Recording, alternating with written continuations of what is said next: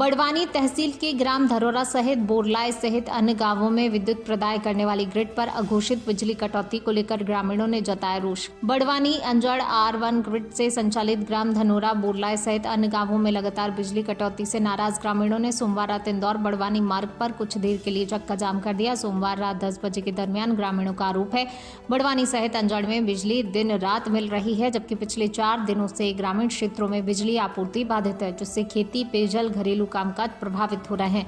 उनका कहना है शहर में नियमित बिजली दी जा रही है, जबकि ग्रामीण क्षेत्रों में लोड शेडिंग के नाम पर बिजली काटी जा रही है। भीषण गर्मी और मच्छरों के बढ़ते प्रकोप से लोगों में आक्रोश है। ग्रामीणों ने जल्द नियमित बिजली आपूर्ति बहाल करने की मांग की।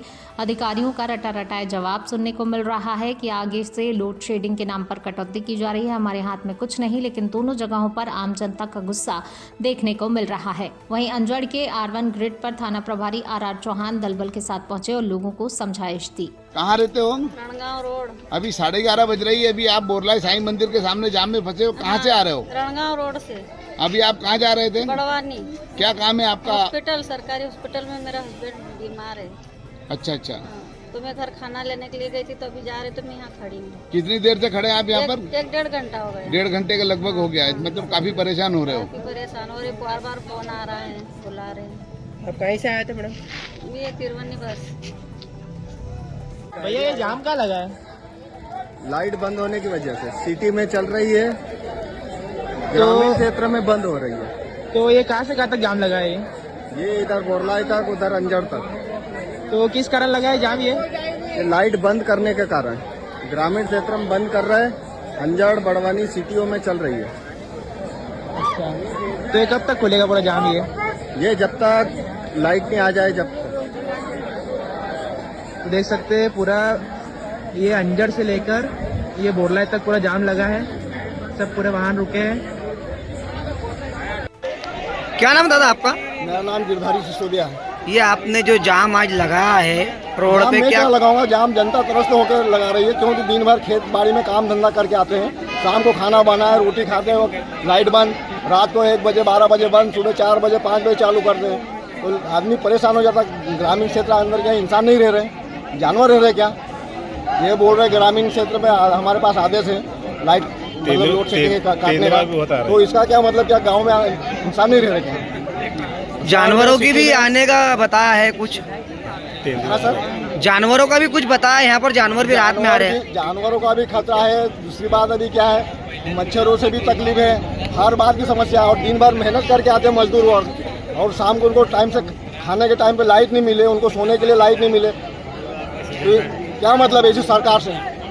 तो आप क्या चाहते हो? हम सरकार से यही चाहते हैं कि ये जो आपने ठेके पे दे रखी है उसको सुरक्षित चलवाए, क्योंकि कोई ऐसा तो है नहीं कि कोई मजदूर वर्ग का भी बिल नहीं भर रहा है, बिल सभी भर रहे हैं। और मान लो किसी से अगर मान लो समय पे नहीं भरा तो आगे पीछे भर रहा है, लेकिन बिल तो भर ही रहे ना। और जो 100-200 रुपये बिल आते थे अब हजारों से आ रहे हैं बिल।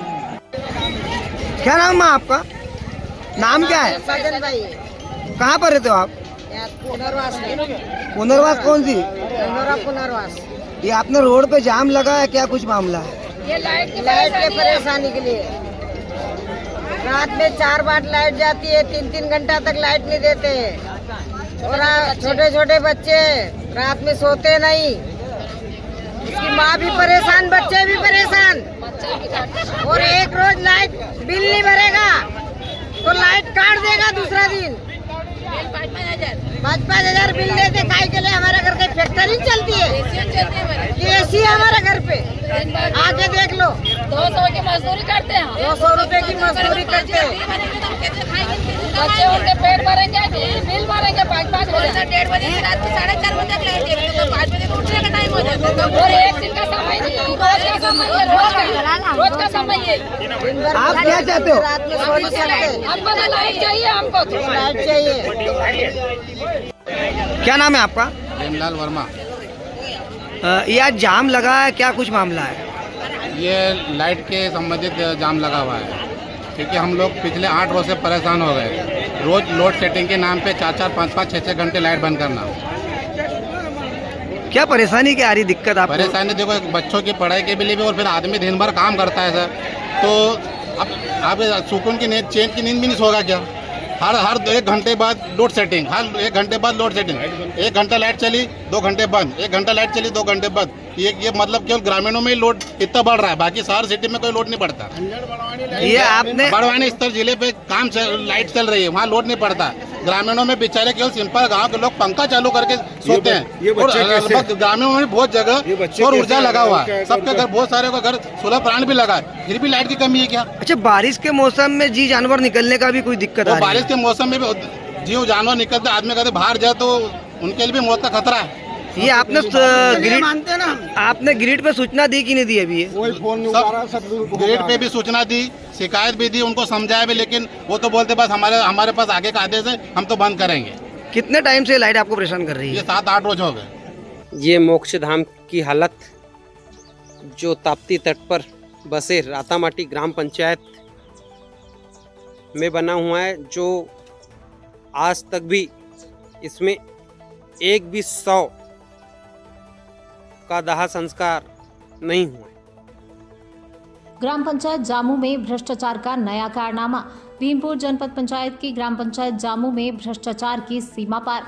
खबर भीमपुर जनपद के ग्राम पंचायत जामू से है, जहां शासन के जनहितकारियों की कैसे बंदरपाट कर भ्रष्टाचार करके चूना लगाया जाता है, इसकी बानगी जामू ग्राम पंचायत में खुली दिख जाएगी। ग्रामीणों के बताए अनुसार अभी कुछ दिन पहले रातामाटी ताप्ती तट पर विशेष निधि से करीबन 20-21 लाख रुपए की लागत से घाट निर्माण कार्य जामू ग्राम पंचायत के कर्णधार सरपंच, सचिव और जीआरएस के बंदरबाटी भ्रष्टाचार की सूली पर लटक गया। ताप्ती घाट निर्माण में बेहद घटिया स्तर की सामग्री का उपयोग तो किया ही गया, और तो और पूरे क्षेत्र में जिस ताप्ती से उम्दा किस्म की रेत बाहर सप्लाई होती है, लेकिन अफसोस कि उसी ताप्ती पर जनहितैषी निर्माण कार्य हों तो वहां पर काली मिट्टी मिली रेत का उपयोग किया जाता है। ग्रामीणों के बताए अनुसार वीडियो और फोटोग्राफ से साफ समझा जा सकता है कि किस तरह पंचायतों के कर्ता धर्ताओं ने घाट निर्माण किस मंशा से और किस किस को कमीशन देकर लाखों रुपए डकार गए। जांच हो तो कई निर्माण कार्य में करोड़ों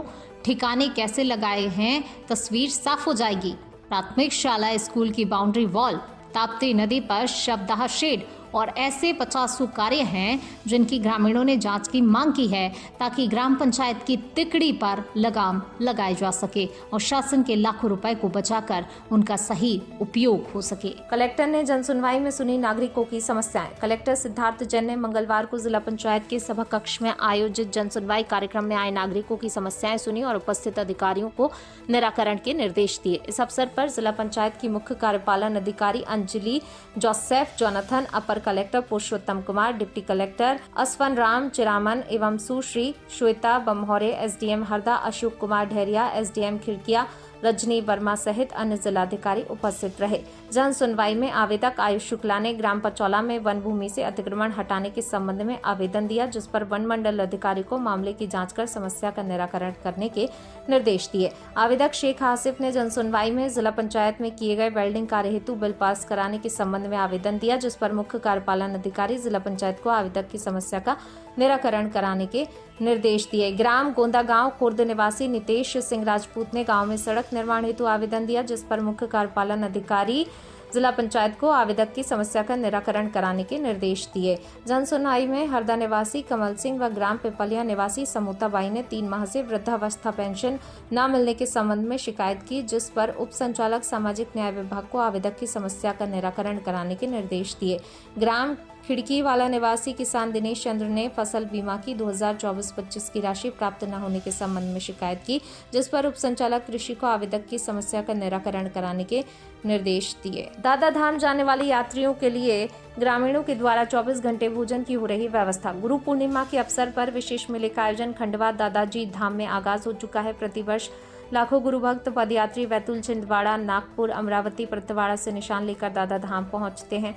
जितना उत्साह पदयात्रियों में देखने को मिलता है, उतनी उमंग उनकी सेवा को तत्पर राह में पड़ने वाले ग्रामवासियों में भी दिखता है। नांदा जामुन पानी पाट के ग्रामवासियों द्वारा यात्रियों के लिए भोजन, नाश्ता, चाय पानी की व्यवस्था करते हैं। उसी भक्ति का अनोखा नजारा बड़े बड़े पंडाल में यात्रियों के लिए भोजन और विश्राम का इंतजाम किया जाता है। ग्रामीण भक्त प्रदीप यादव ने बताया, पिछले कई वर्षों से हमारे गांव में लोग अपनी सुविधा अनुसार घरों में ही दादा धाम जाने वाले यात्रियों को रुकवाते हैं, भोजन विश्राम की व्यवस्था करते थे। उस समय पदयात्री बहुत कम थे, पर आज दादा धाम जाने वाले यात्रियों की संख्या लाखों में है। ऐसे में अब पंडाल लगाकर ग्रामवासियों के सहयोग से व्यवस्था की जाती है, जिसमें पूरे उत्साह के साथ पुण्य कमाने का अवसर हमें प्राप्त होता है, जिसे हम गंवाना नहीं चाहते। यात्रीगण बस, कार, मोटरसाइकिल जैसे अपनी व्यवस्था अनुसार यात्रा करते हैं, जो कि दादा धाम से ओमकारेश्वर, उज्जैन होते हुए भक्तगण वापस आते हैं। ग्रामवासी, व्यवस्थापक, समस्त ग्रामवासी नांदा जामुन पानी से मलडोल। आगरा में शाहगंज पुलिस और सर्विलांस टीम की संयुक्त कार्रवाई। बंद मकान में चोरी करने वाले 2 शातिर चोर अवधेश और रूप किशोर पुलिस के हत्थे चढ़े। करीब 33.50 लाख रुपए के सोने चांदी के जेवर बरामद। रूप किशोर पर पूर्व में गैंगस्टर का मुकदमा दर्ज। तमंचा, कारतूस, चाकू, बाइक और नकदी भी बरामद। 17 जुलाई की चोरी का पुलिस ने किया खुलासा। थाना शाहगंज की पृथ्वीनाथ चौकी इंचार्ज कुशल पाल व टीम का बहुत बहुत धन्यवाद। सुनील चौधरी, समाचार 30 लाइव न्यूज से खास खबर। खुलासा किया है, 2 शातिर चोरों को गिरफ्तार किया है। किस तरीके की घटना हुई? दिनांक 17 जुलाई 2026 को दिन में एक बंद मकान में ताला तोड़ करके चोरी की घटना कारित की गई थी, जिसमें बहुमूल्य सोने और चांदी के जेवरात चोरी करने की घटना कारित की गई थी। तहरीर के आधार पर थाना शाहगंज में अभियोग पंजीकृत किया गया था। डीसीपी सिटी सर के निर्देशन में टीमों का गठन किया गया था, जिसमें आज उस घटना का अनावरण किया गया है। इस घटना में 2 शातिर चोरों की गिरफ्तारी सुनिश्चित की गई है और इनके कब्जे से जो है सोने और चांदी के जो जेवर हैं वो बरामद किए गए हैं। इनके कब्जे से 253 ग्राम पीली धातु और 1373 ग्राम सफ़ेद धातु के जेवर बरामद किए गए हैं। इनके कब्जे से एक तमंचा 315 बोर और 2 कारतूस बरामद किए गए हैं। इनके कब्जे से एक चाकू, एक मोटरसाइकिल और 700 रुपये की भी बरामदगी सुनिश्चित की गई है। क्या तरीका रहता था इनका और इस चोरी के माल को कहाँ बेचते थे, इसके बारे में कोई जानकारी है? इनके द्वारा पहले रेकी की जाती थी। जो भी बंद मकान होते थे उनकी रेकी करने के बाद एक व्यक्ति जो है मकान के अंदर उतरता था और अंदर के सारे ताले तोड़ करके जो दूसरे व्यक्ति को बुला करके माल जो है पास करता था। आपराधिक इतिहास है इनके। एक व्यक्ति के ऊपर जो है गैंगस्टर के साथ साथ जो है अन्य गंभीर धाराओं के अभियोग पंजीकृत है। उसका नाम जो है रूप किशोर है, जो थाना ताजगंज का रहने वाला है। दूसरे व्यक्ति का नाम जो है अवधेश है, ये थाना इरादत नगर का रहने वाला है। आज जो है इस घटना में इन अभियुक्तों का चालान माननीय न्यायालय किया गया। कोई और कुछ इनके अलावा बताया तो कोई और भी शामिल है? अभी जो है ये इन्वेस्टिगेशन का पार्ट है। अभी इसमें और गहनता से विवेचना की जा रही है कि इनके द्वारा जो भी चोरी का माल था वो कहाँ खपाया जाना था। इस संदर्भ में भी विवेचना प्रचलित है।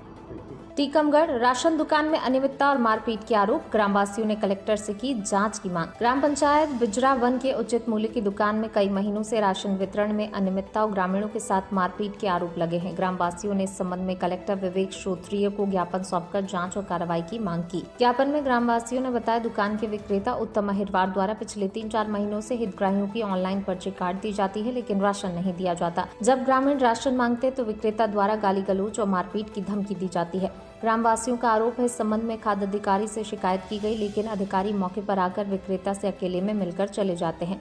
ग्रामवासियों ने आरोप लगाया, विक्रेता के रिश्तेदार कमिश्नर स्तर पर हैं और इसी रसूख के चलते वह किसी भी शिकायत को गंभीरता से नहीं लेता। विक्रेता का कहना है, तुम लोग कहीं भी शिकायत कर लो, हमारा कुछ नहीं बिगड़ेगा। ग्रामवासियों ने बताया, ग्राम निवासी सुरेश शुक्ला द्वारा 4 माह का राशन मांगे जाने पर विक्रेता ने पर्चियां फाड़ दी। इसके बाद सुरेश शुक्ला के साथ विक्रेता उत्तम अहिरवार और उसके पुत्रों आकाश और चिक्की अहिरवार ने रास्ते में रोककर मारपीट की। जब पीड़ित थाने में शिकायत करने गए तो उल्टा उनके खिलाफ हरिजन एक्ट के तहत झूठा मामला दर्ज करा दिया गया। ग्रामवासियों ने कलेक्टर से मांग की है बिजरावन की उचित मूल्य की दुकान की निष्पक्ष जांच कराई जाए, साथ ही पूर्व में काटी गई पर्चियों के आधार पर सभी हितग्राहियों को लंबित राशन का वितरण कराया जाए। इनका कहना, ग्रामीणों की राशन नहीं मिलने की शिकायत पर मैंने बिजरावन गाँव पहुंचकर ग्रामीणों के बयान दर्ज कर सेल्समैन पर कार्रवाई करने का प्रतिवेदन बनाकर कलेक्टर को सौंप दिया है। ललित मेहरा, सहायक खाद्य अधिकारी, जतारा। पत्रों की खबर के आधार पर मेरे संज्ञान में ये बात आई कि नगरपालिका क्षेत्र में नगरपालिका की अनेक ऐसी दुकानें हैं जिस पर अनाधिकृत रूप से लोगों का कब्जा है।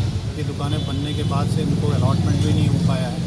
ये बात पर कल पीएल में मैंने सीएमओ को और जो नगरपालिका के प्रभारी अध्यक्ष हैं उनको ये इसमें निर्देश दिया था कि आप इसमें जब ये दुकानों में अगर कोई अवैध रूप से बैठ रहा है तो ये तो बहुत ही चिंताजनक बात है।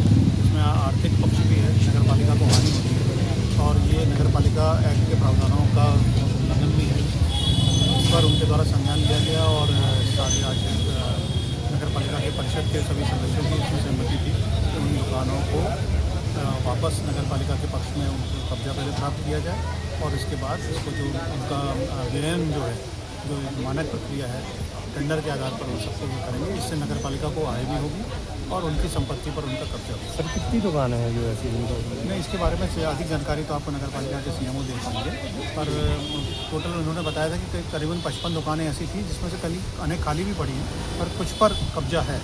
उन कब्जों को आज हटाने के लिए या उनको कब्जे को वापस प्राप्त करने के लिए नगरपालिका द्वारा कार्रवाई। सर, जिनका कब्जा है उन लोगों ने उनको किराए पर दे रखा था, उस किराए पर मैंने सीएमओ को ये भी निर्देशित किया है, कभी लिखित रूप में दिया है कि अगर कोई व्यक्ति किसी भी दुकान के कब्जे में था, क्यों था, उसकी जांच की जाए, उसमें कितने लंबे अवधि से वो लोग इस पर काबिज हैं, उनसे इस पर रिकवरी करना चाहिए और ये सारी की सारी कार्रवाई नगरपालिका प्रावधानों के तहत करनी चाहिए।